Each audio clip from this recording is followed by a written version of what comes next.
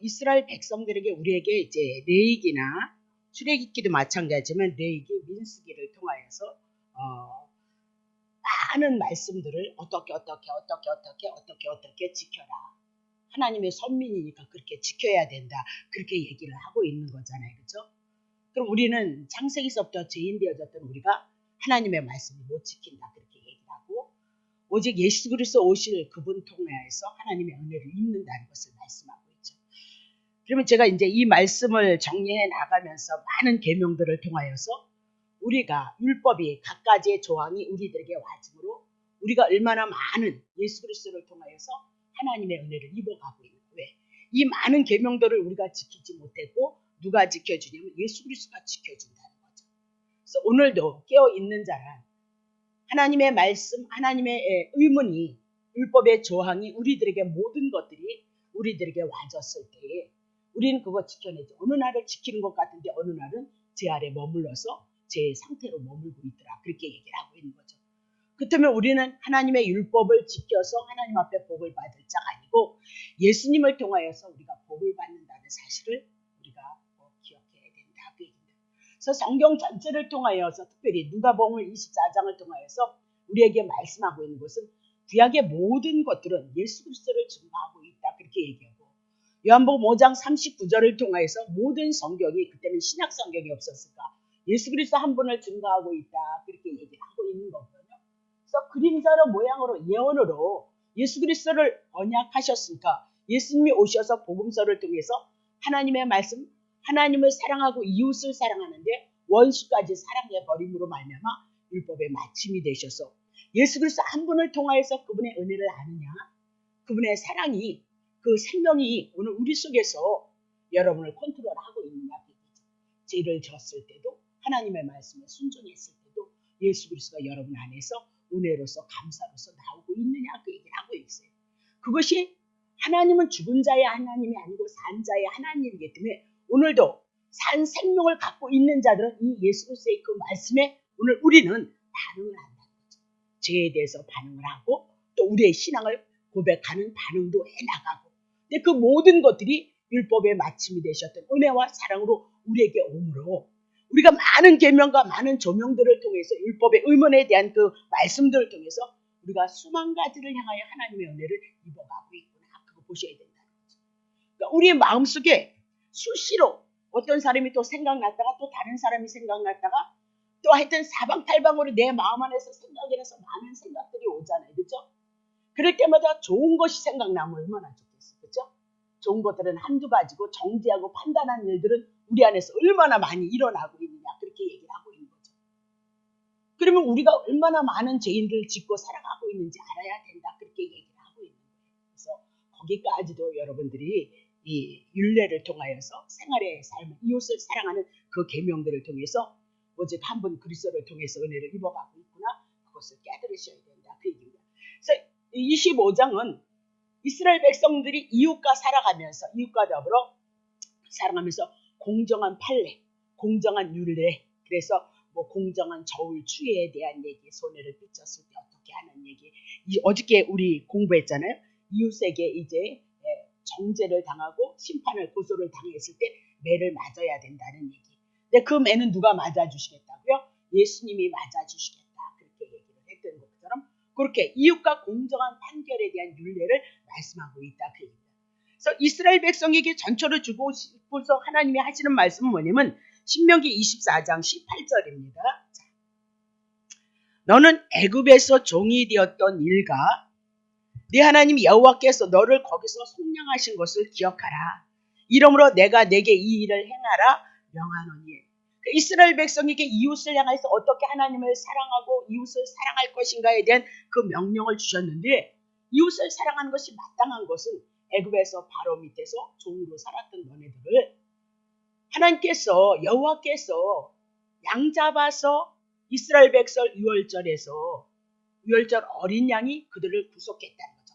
죄값 지불하고 그들을 건져냈던 그 은혜를 기억하고 하나님의 받은 은혜 사랑이 있으면 이웃을 사랑하게끔 되어져 있다. 오늘도 우리들에게 이 말씀이 복음이 진리가 생명이 예수 그리스도의 말씀이 우리 안에 생명으로 들어온 자는 그분의 사랑을 힘입고 오늘도 살아가고 있는 자는 사랑을 토해내야 된다. 그 얘기를 하고 있어요. 우리가 온전히 다 토해내지는 못할지라도 내게 복음이 들어왔어요. 진리가 들어왔어요. 그리스도께서 내 안에서 생명으로서 우리와 함께하고 산자로서의 하나님이 우리가 교제를 하고 있다면 우리는 그 삶을 토해나가게끔 되어져 있다. 그러니까 로마서를 통해서 8장까지 복음이 무엇인가 예수 그리스도에 대해서 증거해 나가고 이스라엘 역사를 9장서부터 11장까지 정리를 하면서 하나님의 역사를 세상의 역사를 유대인들을 향해서 일하시는 것을 증거하고 12장서부터 산제사가 어디로 나온다고요? 몸으로 행함으로 나오고 있다. 그렇게 얘기를 하고 있는 거죠. 그러니까 이 복음을 유대인들이 초대교회 영지주의자들이 향하여서 하나님이 굉장히 책망을 하셨어요. 역사서 책을 찾아보면 굉장히 그들이 무엇을 했냐면 이 복음을 가지고 악용을 했던 거죠. 어떻게 악용했냐? 얘 영은 선한데 우리의 육체는 죄를 인해서 죄의 나락으로 떨어졌기 때문에 악하다. 그러니까 어차피 영혼은 구원받았으니까 이 육체는 가지고 죄를 져도 된다. 그렇게 얘기를 했던 거죠. 그것은 하나의 진리를 말하는 것이 아니고 이원론으로 가는 거죠. 영과 육이 하나가 되어져야 된다. 그 얘기인데 그들은 두 가지의 논리를 가지고 신앙생활을 했다. 그렇게 얘기를 하고 있어요.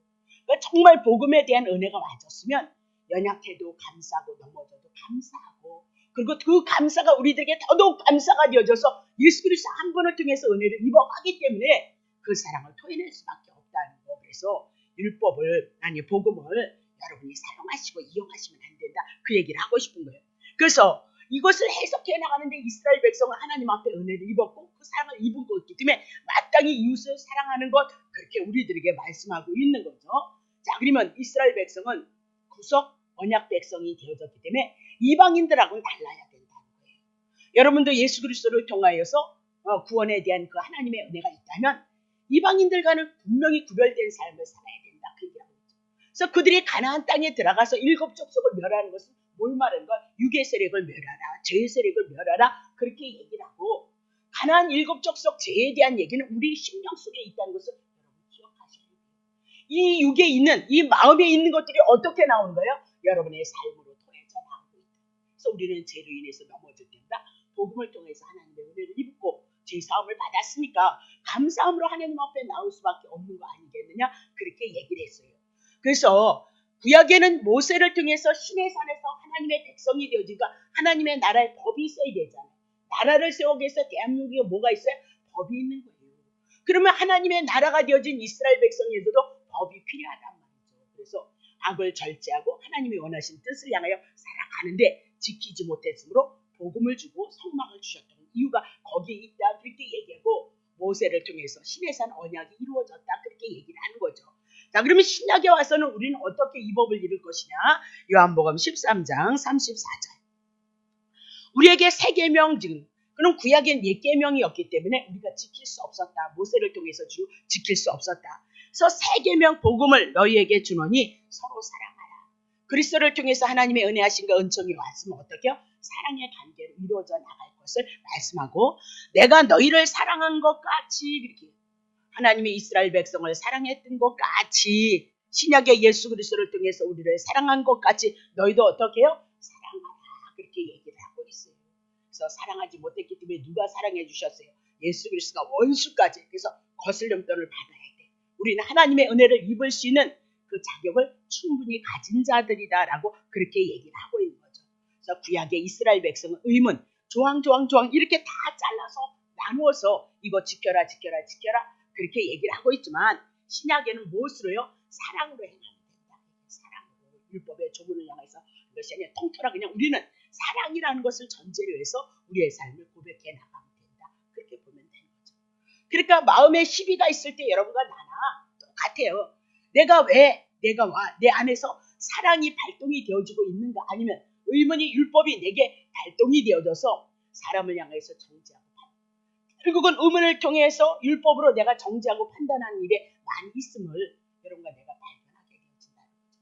그러므로 그리스도의 사랑이 우리에게 더 필요하고 복음의 능력이 우리 안에서 더 채워져야 된다는 것을 인식하고 각인함으로써 하나님의 은혜를 구하는 거다. 이렇게 얘기를 하고 있는 거죠. 자, 그러면 25장 1절서부터 3절 보겠습니다.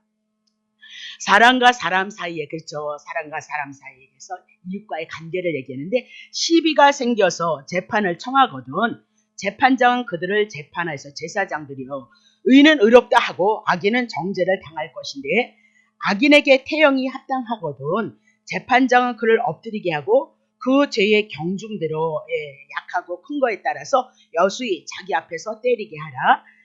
40까지는 때리지만 그것을 넘기지는 못할지니 만일 그것을 넘겨 가다이 때리면 내가 내 형제의 천히 여김을 받게 할까 하노라 하면서 요거까지 풀어드렸던 거죠. 그럼 사람과 사람 사이에 짓는 죄도 사람에게 죄를 짓는 거고, 사람과 사람 사이에 짓는 죄는 곧 누구에게 짓는 거예요? 하나님 앞에 짓는 거다. 그러니까 죄값은 정령 죽으리라 인해서 그 죽음의 형태가 뭐로 있어요? 매로 그렇게 얘기를 해나가고 있는 거예요. 근데 죽이지까지는 않는데 결국은 이것은 누가 맞을 거냐? 예수 그리스도가 여러분과 나를 향해서 매를 맞으셔서 오늘 이 죄에서 여러분을 회복시키실 거, 그거 여러분에게 다 풀어드렸어요. 자, 그러면 이제 어디서부터 하느냐? 자, 신명기 25장 4절 봅시다. 곡식을 떠는 소의 입에 마음을 씌우지 말라라고 그렇게 얘기를 하고 있어요. 그러면 일하는 소에게 먹이를 줘서 곡식을 떨게 했으면 그 곡식은 일한 소 때문에 주인이 먹고 있다, 그렇게 얘기를 하고 있어요. 근데 일한 이 소에게 그 곡식을 주지 않는다면 이 소는 불행하다, 그렇게 얘기를 하고 있는 거죠. 곡식을 떠는 소 때문에 주인이 곡식을 먹는데 정작 땀 흘린 건 누구냐? 예, 소다, 그렇게 얘기를 하고 있어요. 근데 소의 입에 재갈을 물려서 배를 곪게 하지 말라. 그건 몰인정한 행위가 되는 거다라고 그렇게 얘기를 하고 있는 거죠. 그러면 이스라엘 백성이 애굽에서 종노릇으로 해서 고된 노동을 향하여 수고하고 애썼을 때도 그들이 노동의 대가를 먹고 그리고 살 수 있었다라고 그렇게 얘기를 하고 있는 거예요.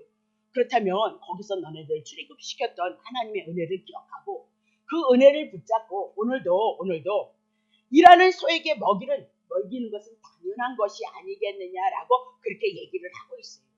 오늘도 일하고 수고하는데 그것을 먹지 못하는 소가 있다면 불행한 것이다, 그렇게 얘기를 하고 있는 거거든요. 그러면 떨고 있는 그 곡식, 그 수고한 것을 인해서 배부르고 즐겁고 행복하게 할 수 있도록 일하는 자에게 뭘 먹이라고요? 그 곡식을 먹이라, 싹을 주라, 그렇게 얘기를 하고 있는 거죠. 그러면 구약의 율법에 대한 그 모든 말씀이 이젠 예수 그리스도를 향한다는 것을 여러분 기억하시고, 이 율법 속에 무엇이 담겨져 있어요? 하나님의 은혜와 하나님의 사랑이 예수 그리스도를 통해서 우리들에게 증거되어지고 있다, 그렇게 얘기를 하고 있는 거예요. 그러면 구약의 제사장들이 이스라엘 백성들이 어떻게 은혜를 입고 하나님의 선민으로서 축복을 받을 수 있었냐? 이스라엘 백성들이 축복을 받을 수 있는 것은 성전에 와서 그들의 죄를 위해서 이스라엘 백성들이 성전에 오면 제사장들이 있었죠. 그러면 이스라엘 백성들의 죄를 누가 요해요? 예, 제물을 가지고 오면 제사장들을 통해서, 레위인들을 통해서 이스라엘 백성들의 죄가 사해졌어요.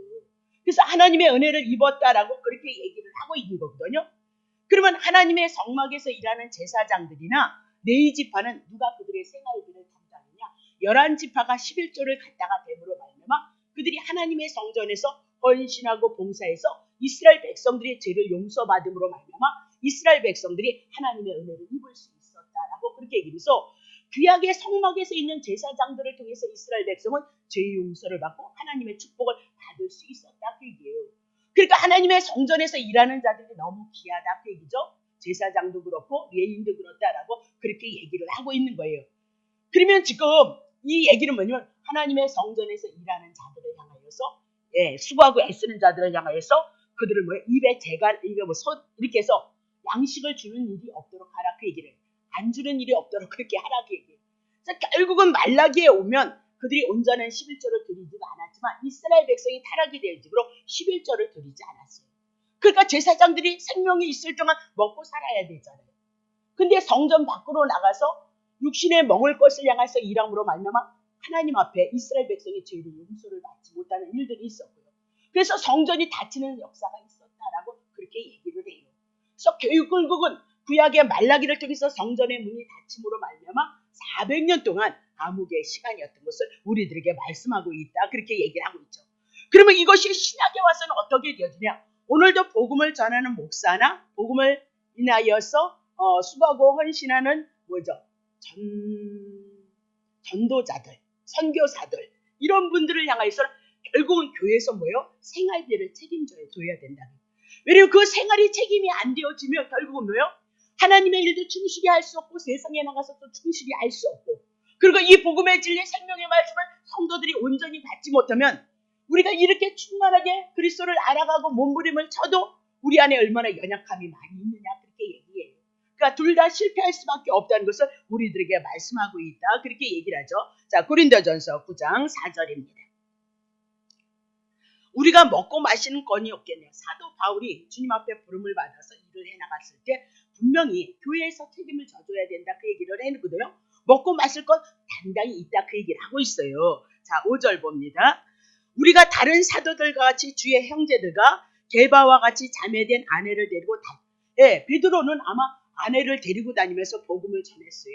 그러면 그 아내를 향하여서 같이 생활에 이렇게 있으니까 그들을 향해서 책임을 져줬다 그렇게 얘기하고 먹을 건 당당한 거다 그렇게 얘기를 해요. 근데 사도 바울은 그러지 않았다는 거죠. 그죠?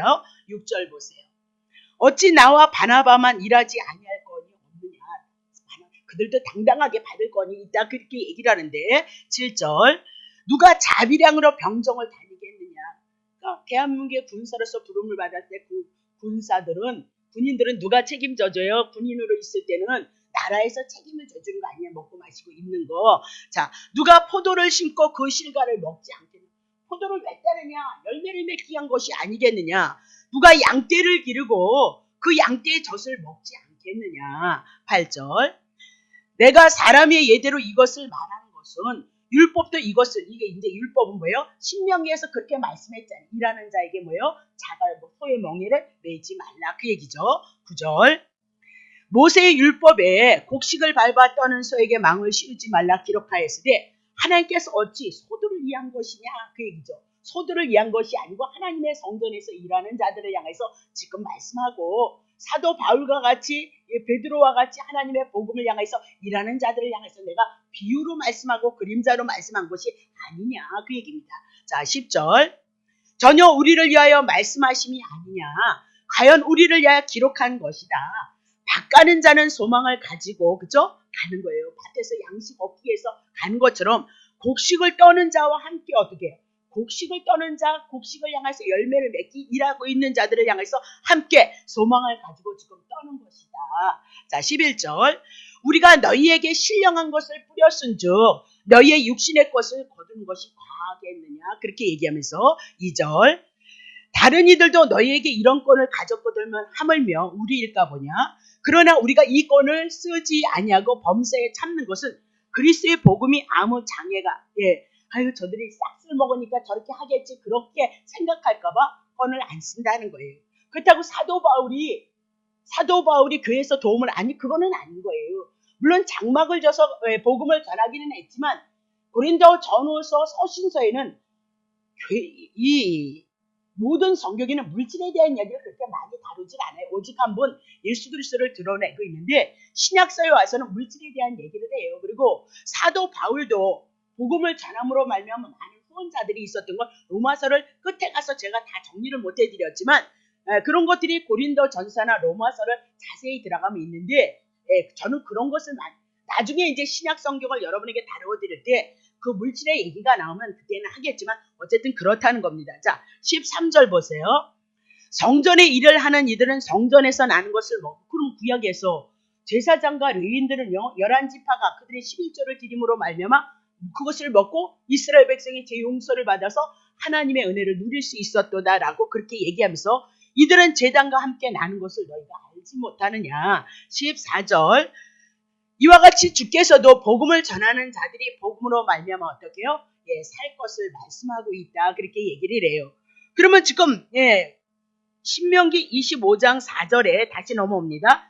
곡식 떠는 소의 입에 망을 씌우지 말라는 것은 하나님의 성전에서 이스라엘 백성들을 제사함을 얻게 하기 위해서 성전에서 일을 하는 자들의 입을 어떻게 해요? 막지 말고 그들이 제단에서 나오는 것을 통해서 하나님의 일을 하고 제사함을 받는 그 일을 잘 감당함으로 이스라엘이 하나님의 관계를 바로 하게 합니다. 그렇게 얘기를 하고 있는 거죠. 그렇다면 신약에 와서도 마찬가지다. 오늘 복음이 아니면 생명의 역사가 여러분 속에서 나타날 수 없으니까 이 복음을 일하여서 일하는 자들은 성전에서 나오는 것으로 마땅하다 그 얘기를 해나가고 있는 거죠. 자, 그러면 복음은 하나님의 은혜는 율법을 초월하는 하나님의 놀라우신 사랑이죠. 그렇죠? 예수 그리스도이도다라고 그렇게 얘기를 하고 있어요. 그러면 율법에서는 분명히 11조를 내라고 했을 때 11조는 10분의 1 대표성을 얘기하고 10분의 1이 누구냐? 예수 그리스도이도다라고 그렇게 얘기를 하고 있어요. 그분이 10분의 1이 되어져서 10분의 9인 우리가 온전히 하나님의 나라에 하나님의 은혜를 구원을 입은 것이도다라고 그렇게 얘기를 하고 있는 거예요. 그러면 11조를 드리는 것보다도 예수 그리스도를 통해서 주신 이 우리 모든 계명들이 있잖아요. 이 모든 계명에서 예수 그리스도 한 분을 통해서 구원을 얻고 하나님의 은혜와 하나님의 사랑과 그리고 하나님의 약속하신 그 믿음이 있으면 그 복음에 대한 은혜를 우리가 누려갈 수 있는 자들이다라고 그렇게 얘기를 하고 있어요. 그렇다면 11조를 드리는 것 그 이상으로 더 큰 것이 뭐예요? 예수 그리스도에 대한 은혜와 사랑이다라고 그렇게 얘기를 하고 있는 거죠. 그러니까 11조를 드리는 것으로 끝나는 것이 아니라 더 많은 사실은 감사가 우리 안에 이루어져야 되는데 실상은 우리는 연약한 자이기 때문에 11조 내는 것도 대단한 거다. 사실 11조라는 것이 여러분 생활이 넉넉하지 않기 때문에 다 그렇기지만 믿음도 우리가 세상을 너무 사랑하기 때문에 그것도 어려운 거예요. 근데 사실 몇십만 원 내는 거는 쉬워요. 근데 큰 돈 내는 건 여러분 어떻게 해요? 여러분 막 1,000만 원 주면 여러분 1,000만 원 주면 어떻게 해야 돼요? 100만 원 내야 돼. 그거 100만 원 쉬울 것 같으세요? 아니 어려워요. 절대 어려운 거예요. 큰 거 안 내보셔서 모르는지 그거 절대 어려운 거예요. 10만 원, 20만 원, 30만 원, 40만 원까지는 그냥 낼 수 있어요. 그렇지만 그 이상의 것을 하나님 앞에 드리는 건 결코 제가 믿음이 없어서 그런가? 네. 그렇게 많이 안 내봐서 그런가? 네. 어쨌든 어려운 일이에요. 그건 쉬운 일이 아니에요. 정말. 네. 자, 그렇다면 오늘 우리는 복음의 은혜를 지금 5만 가지 레위기서를 통해서 출애기서부터 이스라엘 백성의 죄를 고발시키면서 창세기서부터 마찬가지지만 많은 사건들이 다 누구 안에서 일어나는 거예요. 우리들의 마음 안에서, 우리들의 심령 안에서 다 일어나는 일이에요. 이스라엘 백성들이 일어나는 모든 사건들은 다 우리 마음 안에서 일어나는 거예요.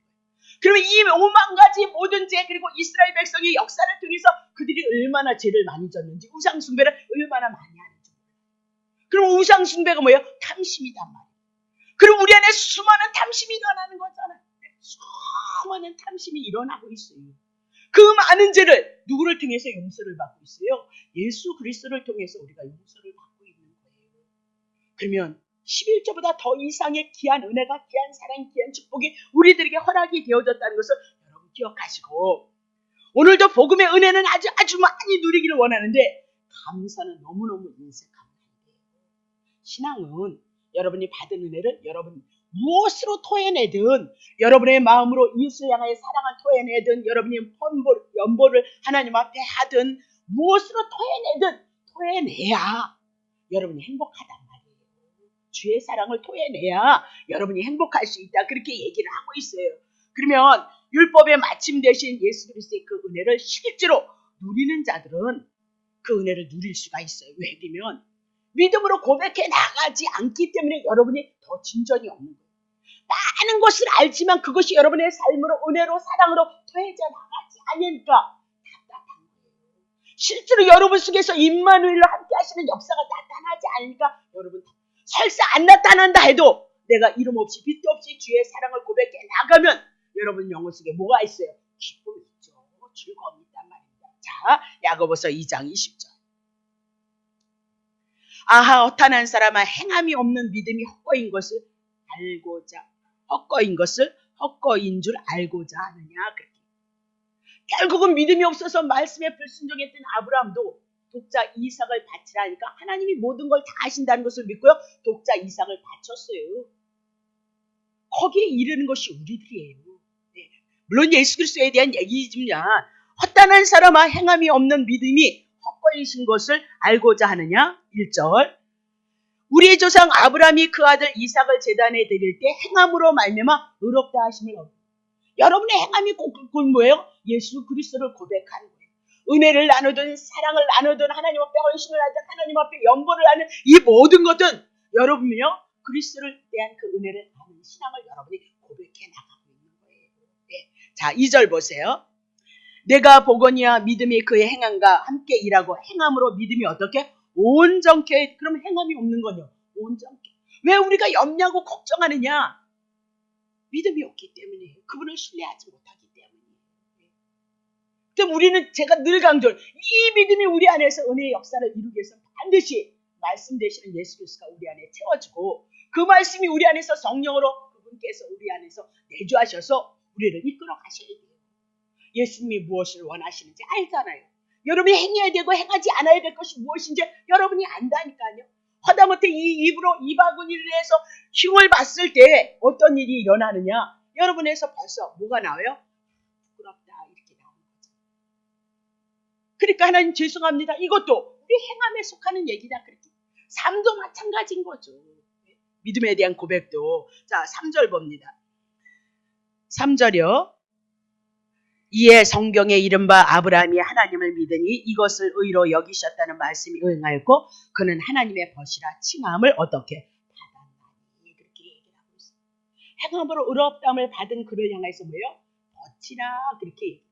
그러면 여러분 알기는 아는데 행함이 안 나오면요. 벗 아니에요. 그분과 가까운 교제 이루어지지 않고 있다. 그렇게 얘기를 하고 있어요.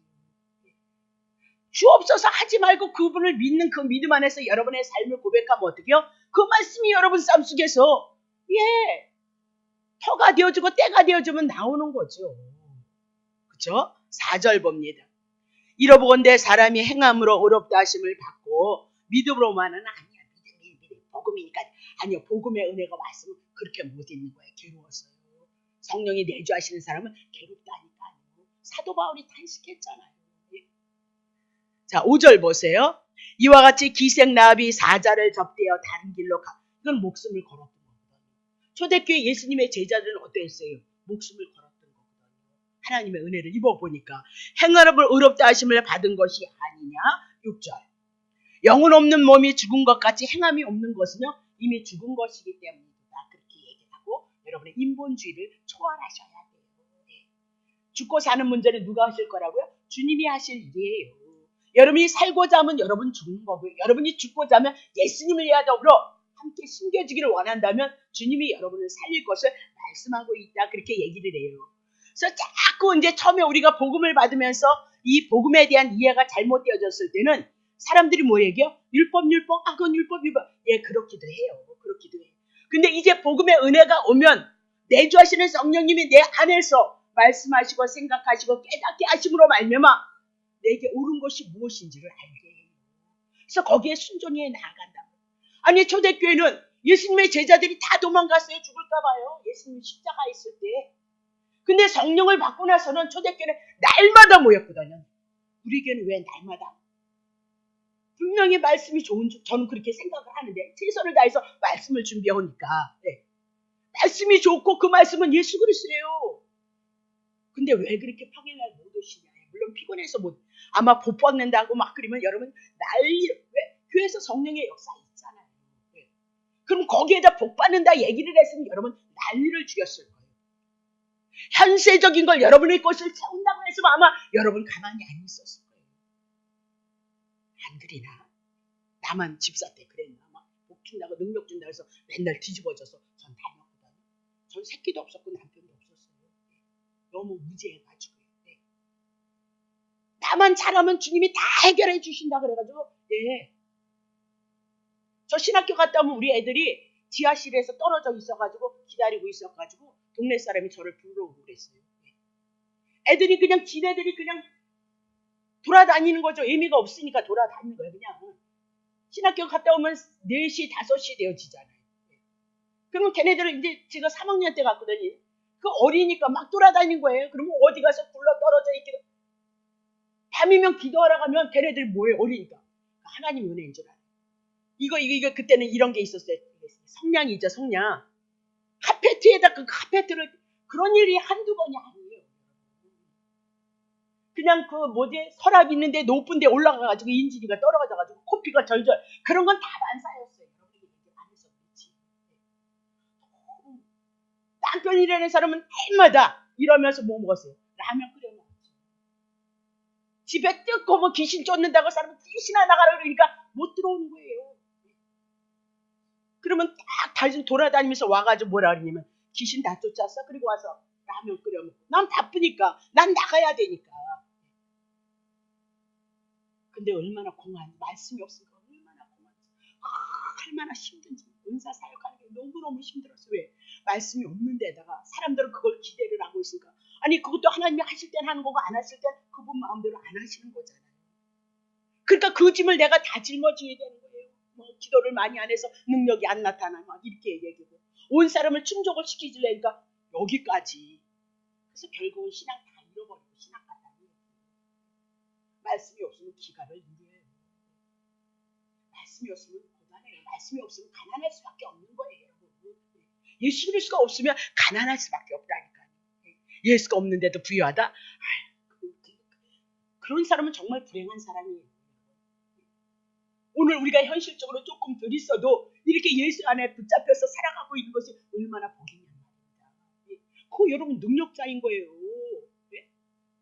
이 고단한 삶을 살면서 그리스도 안에 붙여서 이렇게 예배를 드릴 수 있는 것은 주님의 능력이 여러분 붙들지 않으면 그렇게 할 수 없는 거란 말입니다. 네. 그러므로 사도행전은 이 복음을 인해서 뒤집어졌거든요. 날마다 모였거든요. 목숨을 걸었거든요. 근데 오늘 어찌해서 우리는 복음을 갖고 봄야를 합리화시키냐 그렇게 얘기를 하고 자기를 위해서 복음을 쓰느냐 그렇게 얘기를 아니에요. 네. 주님을 위해서 이 복음을 향하여 받은 은혜를 인하여서 사도행전과 같은 역사가 우리들에게 분명히 있을 것을 말씀하고 있다. 그 얘기죠. 자, 그렇게 끝냅니다. 자, 입에 씌우는 거 정리했습니다. 자, 그러면 신명기 25장 5절서부터 10절. 자, 형제가 동거 이렇게 형제들이 같이 살고 있는데 그 중 하나가 형제가 죽었어요. 아들이 없네요.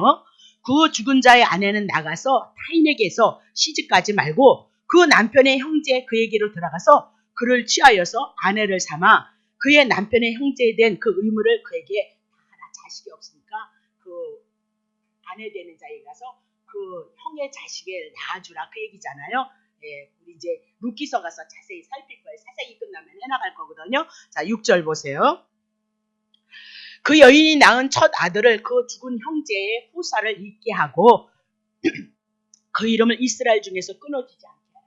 그럼 후사가 없으면 내가 가정을 이뤘는데 남편이 죽었어. 그러면 자식이 없는 거예요. 후사가 없으면 어때? 이스라엘 백성에서 끊어지는 거예요. 그러면 이스라엘 백성은 누구야? 하나님의 선민이었어요. 하나님의 백성에서 끊어진다. 반드시 후사가 있어야 되는 거예요.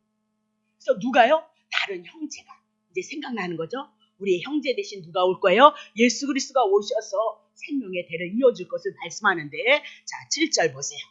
그러나 사람이 만일 그 형제의 아내를 취하기를 즐겨하지 않거든 그 형제의 아내는 그 성문 장로들에게 나가서 말하기를 내 남편의 형제가 그 형제의 이름을 이스라엘 중에 있기를 싫어하여 남편의 형제에 대한 의무를 내게 하지. 시 자손을 주지 않으니까 그게 율례예요. 반드시 형제에게 뭘 줘야 돼요? 씨를 줘야 된다는 거예요. 그 아들의 가문을 계보를 잇게 해야 된다는 거거든요. 자 8절 그 서금의 장로들은 그를 불러다가 이를 것인데 그가 이미 정한 뜻대로 말하기를 그게 율례거든요. 이스라엘 백성이 지켜야 되는 거예요. 형제에게 행할 일인데 내가 그 여자 취하기를 즐겨 아니하려 하면 9절 그 형제의 아내가 장로들 앞에서 그에게 나아가서 그의 발에서 신을 벗기고 얼굴에 침을 뱉으며 이르길 그 형제의 집 세우기를 즐겨 아니하는 자에게는 이같이 할 것이다. 그래서 신을 벗기고 얼굴에 침을 뱉을 것. 자 10절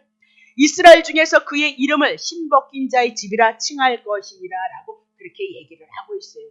이제 이게 룻기서를 통해서 나오는데 그때 좀 풀어보기로 하고요.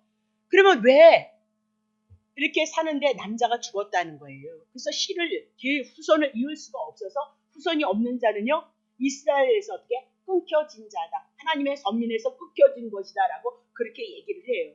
그래서 하나님이 율례를 주는 거예요. 그들에게 주는데 뭐예요? 그 형제의 배를 잇기 위해서 형제가 들어가서 자식을 낳고 그 자식을 어떻게 해요? 그 가문의 자손으로 이을 것을 말씀하고 있다. 그렇게 얘기를 하고 있는 거죠.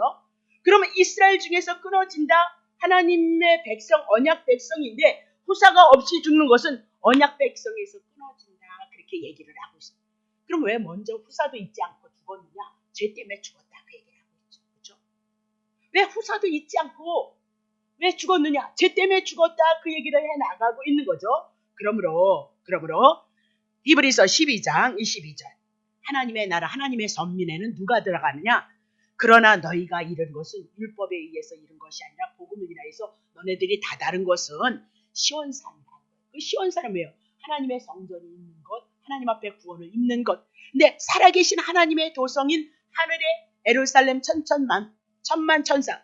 그럼 이 구약에 있는 시온산은 궁극적으로 어디를 얘기하고 있어요?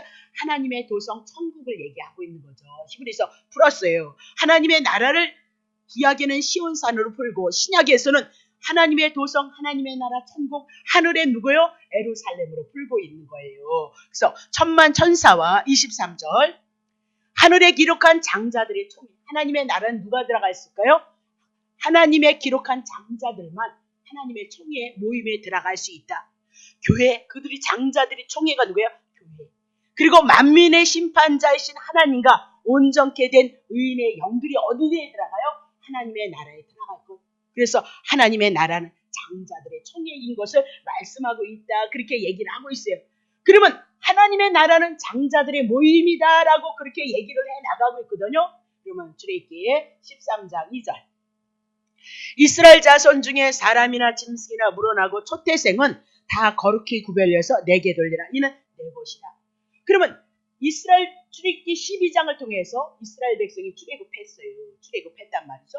그리고 애굽의 장자들은 다 죽었다. 그럼 이스라엘 백성들은 어린 양이 대신 죽어서 그들이 어떻게 해요? 하나님의 것이 되어졌고 그들이 하나님의 장자인 것을 말씀하고 있어요. 그러면 하늘의 장자는 결국은 유월절 어린 양으로 구원받은 애들이 누구예요? 하나님의 장자가 되어질 것이고 신약에 오면 예수 그리스도로 말미암아 구원받은 여러분과 내가 어떻게 초태상 장자가 되어질 것을 말씀하고 있다. 그렇게 얘기를 하죠. 자, 12절 보세요. 12절. 자, 저기 있는 것 좀 껐으면 좋겠는데 너는 무릇 초태생과 내게 있는 생축의 초태생을 다 구별해서 여호와께 드리라. 그러면서 수컷은 여호와의 남자, 그때는 여자를 사람으로 취급하지 않았어요. 그래서 수컷은 누구의 것이라고요? 여호와의 것이요.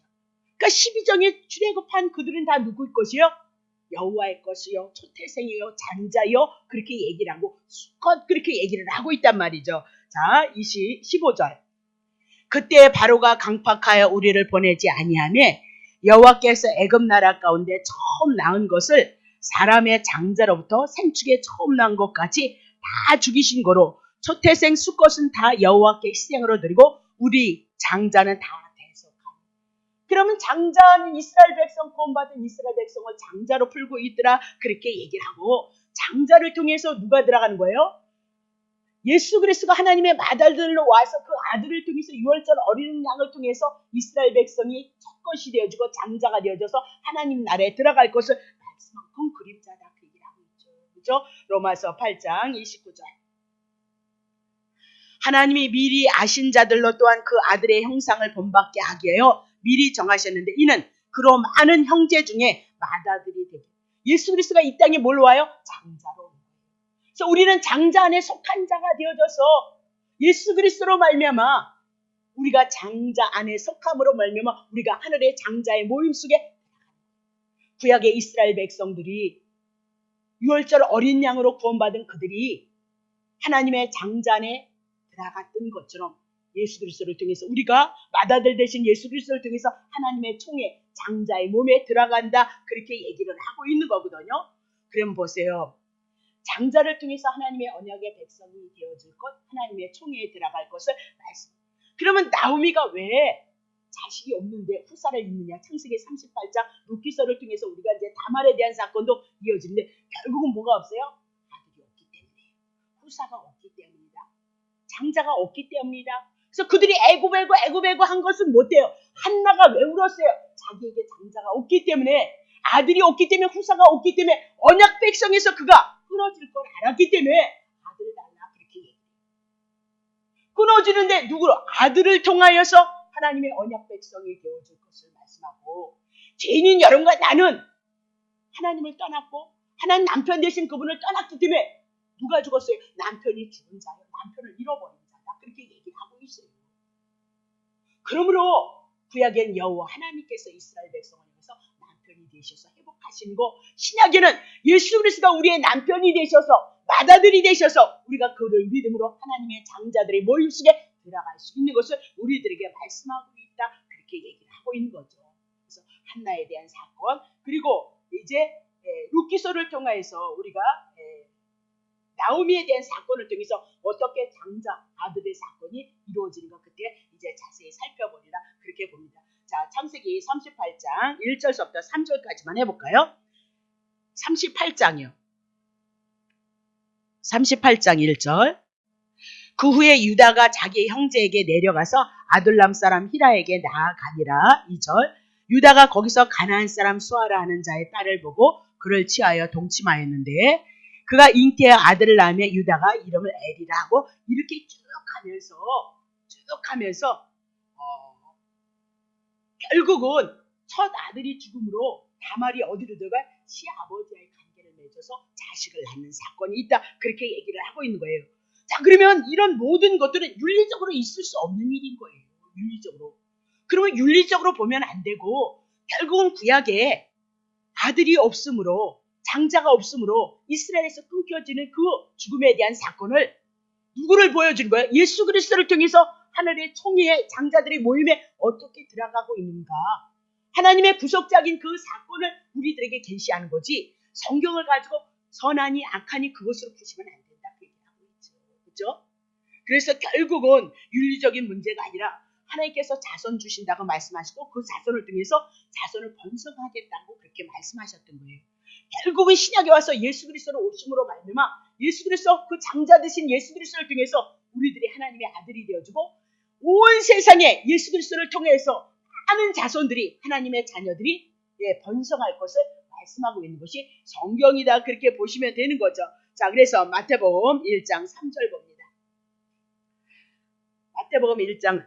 유다는 다말에게서 베레스와 셀의 쌍둥이를 낳아버리는 거예요. 베레스는 헤스론을 낳고 에스론은 남을 낳고 그러면서 유다에게서 다말에게서 그러면서 누가 나오고 있는 거예요? 예수 그리스도가 나오고 있는 것을 말씀하고 있다. 결국은 우리는 모두 죄인이기 때문에 죽어서 씨를 볼 수 없는 자. 그래서 이스라엘에서 대가 없으므로 이스라엘에서 끊겨질 수밖에 없는 자다라고 그렇게 얘기하고 우리들에게 장자이신 예수 그리스도를 보내셔서 장자들의 총회에 들어감으로 말미암아 하나님의 나라가 우리 안에 이루어질 것을 말씀하고 있다. 그렇게 얘기죠. 죄이니까 다 죽는다. 그렇게 얘기하고 생명 되시는 예수 그리스도가 우리들에게 오셔서 대를 이으심으로 우리에게 영원한 생명이 있을 것을 말씀하고 있다. 그렇게 얘기하고 결국은 모든 것이 예수 그리스도로 기결되어지고 있도다. 자, 두 번째는 왜 후사를 잇는 얘기를 하고 있느냐? 이 후사를 잇지 않으면 예수 그리스도가 오시는 그 길이 끊겨지는 거예요. 이 후손을 연결시켜주지 않으면 예수 그리스도가 오는 길이 끊겨지. 그러면 창세기 3장 15절 여인의 오시는 그 길이 막 끊어지면 예수가 어떻게 오시냐는 거예요. 다윗의 후손으로 와야 되는데 그 다윗의 유다의 그 계보가 끊어지면 예수 그리스도가 올 수 없잖아요. 그러면 하나님의 언약이 이루어지지 않잖아요. 성취되지 않잖아요. 자, 창세기 4장 25절. 아담이 다시 아내와 동침하며 그가 아들을 낳아 그 이름을 셋이라 하였으니 이는 하나님이 내게 가인을 죽인 아벨 대신 다른 씨를 주셨도다. 그렇게 얘기를 하고 있는 거죠. 그러면 두 계보밖에 없잖아요. 여인의 후손과 그리고 또 누구죠? 벤의 후손, 두 손 후손밖에는 없는 거예요. 근데 아벨은 뭐예요? 여인의 후손에 대한 계통을 말하고 있는데 누가 죽였어요? 가인이 누구를 죽였어요? 아벨을 죽였어요. 그럼 아벨을 죽였으면 여인의 후손 예수 그리스도가 올 수 있는 그 혈통이 끊어지기 때문에 다른 씨를 누가 주신 거예요? 아벨 대신 누굴 줘요? 다른 씨 셋을 주고 있어요. 결국은 이것도 그림자죠. 인간의 혈통을 인하여서 오시는 것이 아니라 마리아를 통해서 다른 씨 그리면서 누가 오셔요? 예수 그리스도가 오실 것을 말씀하고 있다. 그죠? 창세기 15장 3절부터 4절. 아브라함이 또 가로되 주께서 내게 씨를 아니 주셨으니까 씨 주신다고 아브라함에게 언약하신 거잖아요. 그렇죠? 내 집에서 길리는 후사가 엘리에셀이 나의 후사가 될 것입니다. 그렇게 얘기했더니 5절이요. 그를 이끌고 밖으로 나가 가라사대 하늘을 우러러 무뼈를 셀 수 있나 보라. 또 그에게 이르시되 내 자손이 이와 같으리. 4절에 씨를 주실 것을 언약하고 그 자손 그 씨를 통해서 많은 자손이 나올 것을 언약하고 있도다라고 그렇게 얘기를 하고 있는 거예요. 자, 이사야 53장 10절 씨에 대한 얘기하는 거죠. 여호와께서 그로 상함을 받게 하시기를 원하사 질고를 당케 하셨으며 그 영혼이 우리의 제 속건 제물이 드리기에 이르면 그가 그 씨를 보게 되었을 거다. 그러면 예수 그리스도가 우리들에게 씨가 되셔서 그 씨를 통해서 많은 영혼들이 나올 것을 말씀하고 있다. 그러면서 그 날은 길 것이고 영원할 것을 말씀하고 있죠. 그의 손으로 여호와의 뜻을 성취하리라. 누구의 뜻을? 예수 그리스도를 통해서 하나님의 뜻, 여호와의 뜻이 성취되어질 것을 말씀하고 있다. 그 얘기입니다. 그러면 그 씨가 누구이냐? 속건제물 예수 그리스도인데 베드로전서 1장 23절 너희가 거듭난 것이 썩어질 씨로 된 것 아니고 썩지 아니할 씨 이랬습니다. 두 가지가 있어요. 썩지 아니할 씨 그러면서 복음에 대한 얘기. 하나님의 살아있고 항상 있는 말씀은 누구에 대한 얘기요? 요한복음 1장 14절 놓치시면 안 돼요. 말씀 속에 뭐든지 요한복음 1장 14절이 들어가면 돼요. 요한복음 1장 1절부터 3절, 2절까지 그리고 14절까지만 여러분이 말씀에 성경에 나온 말씀은 복음으로 그렇게 풀어나가시면 된단 말이에요. 자, 그러면 그 말씀이 씨가 누구냐? 갈라디아서 3장 16절.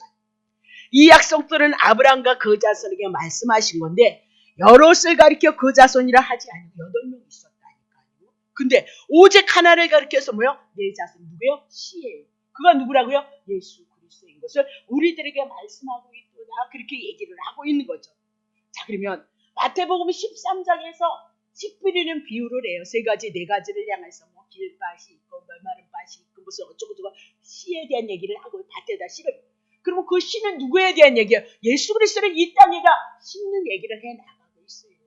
30배, 60배, 100배는 복음을 통해서 어디는 30배로 어떤 사람은 60배로 어떤 사람은 100배로 나타날 것을 말씀하고 있다. 그렇게 얘기를 하고 있는 거죠. 자, 고린도전서 4장 15절. 그리스도 안에서 1만 스승이 있을 때 아비는 많지 않으니 그리스도는 예수 안에서 복음으로서 내가 너희를 낳았다. 그럼 예수 그리스도가 첫 번째 씨로 이 땅에 오심으로 말미암아 복음으로서 우리를요 낳았다. 그렇게 얘기를 하죠. 그냥 낳는 거 아니에요. 하나의 미랄이 되어져서 썩어지는 거죠.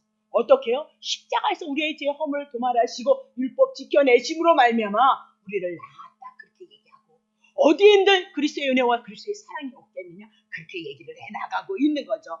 그러면 예수 그리스도를 통해서 후사를 통해서 많은 아들들이 지금도 복음을 통해서 나타나고 있는 것이다. 그렇게 보면 되는 거죠. 그러면 성경의 말씀 후사는 여자의 후손이 와야 되는 건데 아벨이 죽으니까 누구를 줘요? 당시 그렇게 얘기를 하고 있어요. 결국은 예수 그리스도가 와야 되는데 사단은 자꾸 예수 그리스도가 오지 못하도록 배를 끊으려고 아벨을 죽이는 사건이 있었다. 그렇게. 그래서 야곱을 죽이려는 사건이 있었고 결국은 예수님이 오셨을 때에 베들레헴의 영아들을 살해했어요. 누구를 죽이려고요? 예수 그리스도를 죽이려고 그렇게 얘기를 하고 있어요. 그러나 하나님은 하나님의 언약을 이루시기 위해서 전능하신 하나님이 어떻게 그 아들을 애굽으로 불렀다가 헤롯이 죽은 다음에 다시 내려와서 하나님의 구원의 역사를 이루는 사건을 이랬을까요? 당신이 여호와이심을, 당신이 하나님이심을 드러내야 구약에 예수 보낸다고 약속하시면 예수 않으면 어떻게 되어지냐. 우리는 얼마나 좋아요. 이 신약시대 하나님의 언약이 다 이루어진 시대 속에서 이렇게 신학이 풍성한 시대 속에서 살아가고 있는 게 얼마나 좋냐고. 허덕이지 아니하고 그 복음 안에서 자유함을 얻고 하나님의 사랑. 잘해도 자유함이요 못해도 자유함이요. 그러나 그 사랑이 있는 자들은 어떻게 행함으로 나오게끔 되어져 있다. 그렇게 얘기를 하고 있는 거죠. 자, 그러면 거기 더 해야 되겠네요. 자, 신명기 25장 9절 볼게요. 9절 보세요. 9절 어떻게 되어 있냐면 그 형제의 아내가 장로들 앞에서 그에게 나아가서 그의 발에서 신을 벗기고 그 얼굴에 침을 뱉더라. 형제 후사를 잊기를 원하지 않습니다. 나 못하겠습니다. 안 하겠습니다. 그런 자는 어떻게 해요? 그의 발을 신을 벗기라. 얼굴에 침을 뱉으라. 그리고 그 형제 집에서 세우기를 즐겨 아니하는 자니 이같이 할 것이니라 라고. 자, 신을 벗겼다. 그 얘기는 기업물을 자격이 없다. 그 얘기.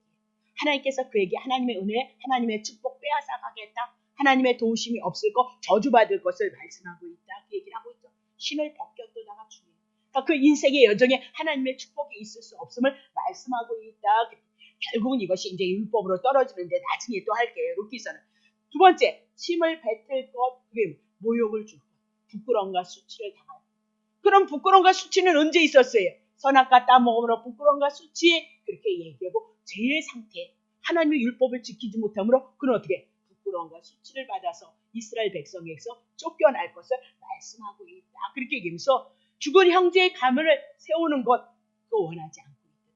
왜 죽었느냐? 중요해요. 죄 때문에 죽었다. 그렇게 얘기하고 그 죄를 인하여서 죽은 그 형제의 가문을 어떻게 해요? 후사를 이어줘야 되는데 이 땅에 모두 죄로 죽었기 때문에 어느 누구도 형제의 가문을 여러분 죽었기 때문에 형제의 가문을 세울 수 없었다니까요.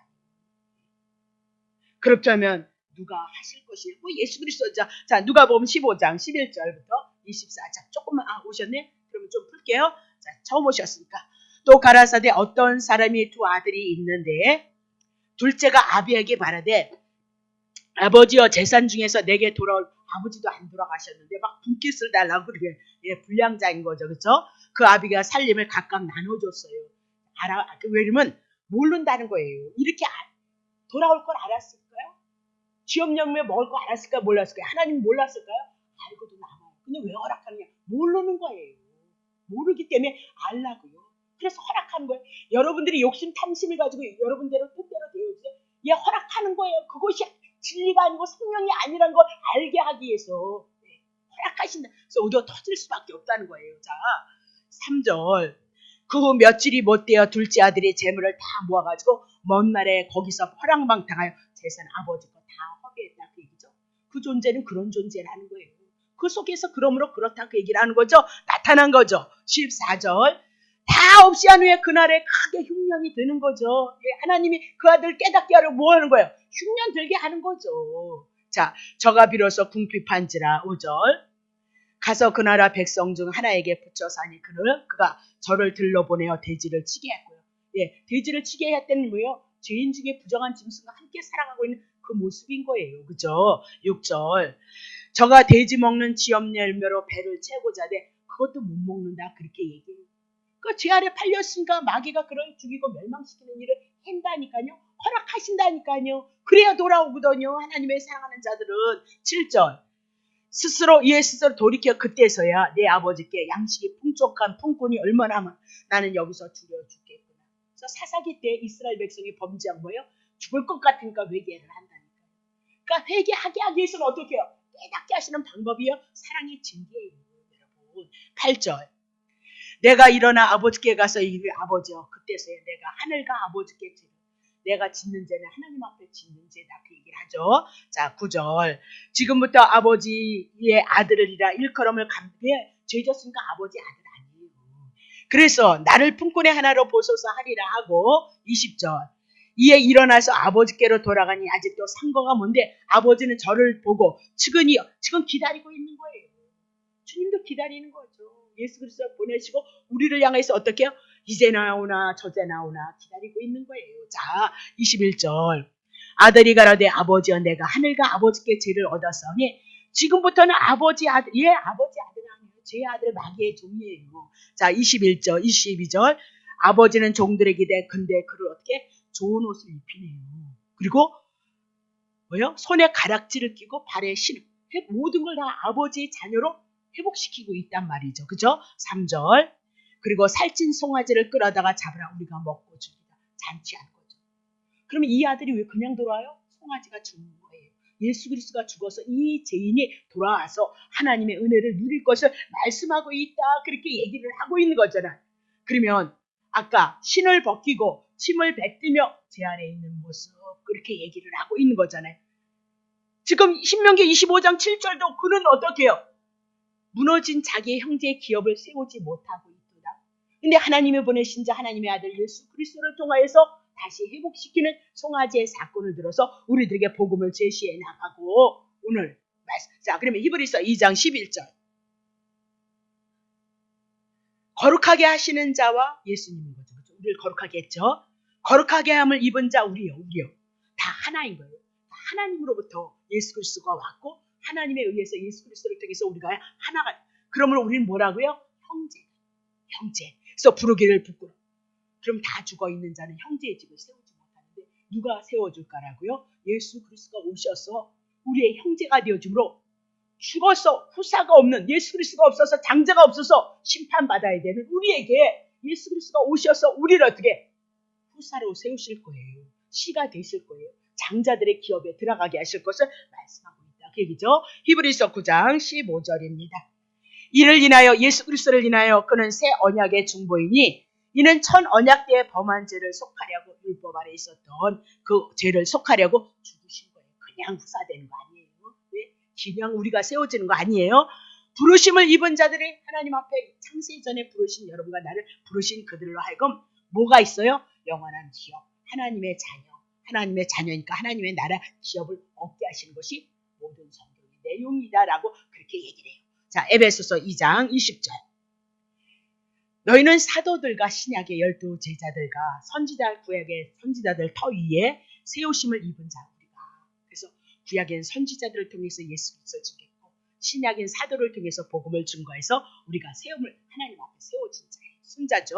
그리스도 예수께서 어떻게 친히 모퉁이 돌이 되어져서 저희가 하나님이 어떻게 예수님을 인해서 하나가 되어져서 하나님 앞에 승자가 되어졌다. 그 얘기죠. 자, 1절. 예수 그리스도 안에서 건물마다 여러분과 내가 하나님의 성전을 지어가는 건물이에요. 서로 연결에 대해서 주 안에서 성전이 되어져 가는데 자 2절 그러니까 하나 되어지라 그 얘기죠. 2절 너희도 성령 안에서 하나님의 거실 처소가 되게 해요. 예수 그리스도 안에서 함께 어떻게 지어져 가고 함께. 그러면 오늘 우리는 하나님의 성전이 되어졌어요. 옆에 사람도 하나님의 성전 그 안에 누구 있죠? 예수 있어요. 오늘 예수 없는 자들에게 복음을 전해서 그가 하나님의 성전이 되어지고 하나님이 그 안에 들어가서 그것이 성전인 것을 말씀. 그러니까 전도하는 게 그렇게 은혜가 있는 거예요. 정말. 성전 지어서 축복받는다 그러면 성전 짓는 건 전도하는 게 성전 짓는 거예요. 그렇잖아요. 네. 그래 뭐예요? 예수 안에서 우리가 뭐예요? 하나님이 거하실 처소인 거예요. 여러분 안에 누가 계시냐고요? 하나님이요. 여러분은 누가 예수가 이제 요한복음 때에서 다 풀어줘요. 성령 삼위일체 하나님이 여러분 안에 함께하고 있는 것을 말씀하고 있다. 그러면 지금 이 얘기는 뭐냐면 야고보서 1장 18절하고 끝낼게요. 그가 조물주 중에 그가 예수가 그 조물 중에 우리로 한 첫 열매가 예수님이 첫 열매였거든요. 근데 우리를 뭐로 해요? 지금 그 한 첫 열매가 되게 하시려고. 우리는 누가 되는 거야? 아들들임에도 불구하고 장자에 속한 자예요. 이게 이제 좀 제가 풀어야 되는데 머리가 헷갈려서 지금 못 풀거든요. 조물 중에 우리를 한 첫 열매, 우리가 장자 안에 들어가네요. 장자. 첫 열매가 되게 하시려고 자기의 뜻을 쫓아 뭘로요? 진리의 말씀으로. 진리는 누가? 예수 그리스도밖에 없죠. 하나님께로부터 왔다가 우리가 하나님께 돌아가는 것은 누구예요? 예수 그리스도뿐이니까. 인생이 만물이 창세기부터 시작해서 나왔는데 그것이 우리에게 어떻게 들어가는 거야? 하나님께 돌아가는 것은 예수 그리스도. 그래서 그분이 뭐예요? 진리고 생명의 문제를 우리들에게 갖고 왔다. 그 얘기잖아요. 진리의 말씀을 우리를 어떻게 나오셨다. 하여튼 이거를 좀 풀어야 되는데 이게 어려워요. 첫 열매가 되어서도 우리가 장자에 조금 여러분들이 오해를 하시면 결국은 우리가 뭐예요? 예수. 왜요? 첫 열매가 됐다는 거예요. 그래서 이게 너무너무 어렵고 저도 힘든데 이게 머리가 잘 돌아가야 되는데 아직 돌아가지를 않아요. 그래서 첫 열매가 되게 하셨도다 그렇게 얘기를 하고 있는 거죠. 그러면 사단은 언제든지 율법은 언제든지 율법을 통하여서 죄로 죽어있는 우리를 향하여서 언제든지 이 인간은 형제 세우기를 원하지 않더라고요. 그래서 결국은 누가 오셔요? 죄를 인해서 죽어죽고 하나님에 대한 남편이 없고 예수 그리스도 신랑 되신 남편이 없는 그들에게 예수가 우리들에게 형제로 찾아오셔서 누구의 집을 세울 거예요? 형제의 집을 세우실 것을 말씀하고 있다. 그렇게 얘기를 하고 있는 거죠. 수고하셨습니다. 이게 참 어려운 건데 제가 쉽게 풀면 되는데 하여튼 그렇습니다. 그래서 거기가 지금 신명기 25장 7절서부터 10절에 대한 얘기인데 룻기서를 통해서 그때 이제 좀